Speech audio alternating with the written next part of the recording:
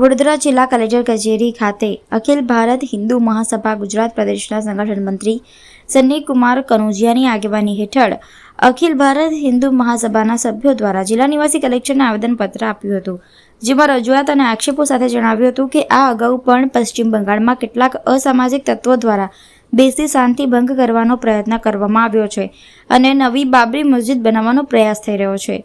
કેટલાક બાબરો દ્વારા દેશની એકતા અને અખંડિતતા સામે ખતરો ઊભો કરવામાં આવ્યો છે તેવા આક્ષેપો અખિલ ભારત હિન્દુ મહાસભા દ્વારા કરવામાં આવ્યા હતા. પશ્ચિમ બંગાળમાં બાબરી મસ્જિદનું નિર્માણ થવા દેવામાં આવે તો અખિલ ભારત હિન્દુ મહાસભા આ બાબતનો સંપૂર્ણ વિરોધ કરશે અને રસ્તાઓ પર ઉતરી આંદોલન કરશે.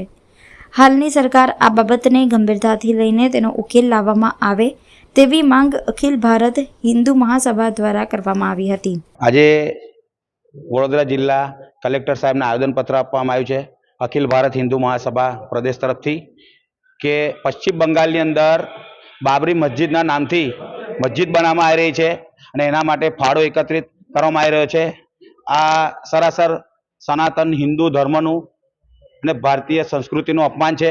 કારણ કે બાબર જેવા આક્રાંતાજ કે જેને દેશને લૂંટ્યો, મંદિરો તોડ્યા, મંદિરો તોડીને મસ્જિદનું નિર્માણ કર્યું અને લાખો હિન્દુઓની હત્યા કરી ને એવા બાબરના નામથી જો મસ્જિદનું નિર્માણ થતું હોય તો એમાં અખિલ ભારત હિન્દુ મહાસભાનો સખ્ત વિરોધ છે.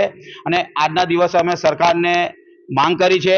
અમારી માંગ એ છે કે ભાઈ બાબરી મસ્જિદનું નામ હટાવવામાં આવે, બાબરનું નામ હટાવવામાં આવે અને જે વિદેશી આક્રાંતાઓ હતા એના કોઈ પણ જગ્યાએ કોઈ પણ ધાર્મિક સ્થળ ઉપર એમનો ઉલ્લેખ કરવામાં ના આવે કે ક્રાંતિકારી જે મહાન ક્રાંતિકારી લોકો હતા એવાનો તમે ઉલ્લેખ કરો, ભારત દેશનો ઇતિહાસ તમે જુઓ અને એવા લોકોનો ઉલ્લેખ કરો એટલે સખ્તમાં સખ્ત અમે વિરોધ કરીએ છીએ.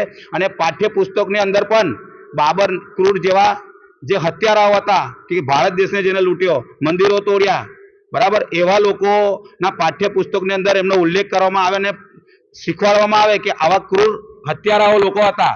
અત્યારની પરિસ્થિતિ એ છે કે ભારત દેશની અંદર નાનામાં નાના બાળકોથી લઈને શીખશે તો જ આગળનો ઇતિહાસ આપણે જોઈ શકશું. એટલે અમે અખિલ ભારત હિન્દુ મહાસભા તરફથી આજે કલેક્ટરશ્રીને આવેદનપત્ર આપવામાં આવ્યું છે અને અમે માંગ એટલી જ છે કે બાબરનું નામ હટાવવામાં આવે અને તત્કાલ ધોરણે સરકાર એના પર પગલાં લે અને એ જે મસ્જિદનું નિર્માણ થઈ રહ્યું છે એની અંદર જે પણ ફાળો જે એકત્રિત કરેલો છે એવા લોકોને હિરાસતમાં લેવામાં આવે અને કાયદેસરની કાર્યવાહી કરવામાં આવે. પ્રદેશ યુવા સંગઠન મંત્રી સન્ની મહારાજ, અખિલ ભારત હિન્દુ મહાસભા.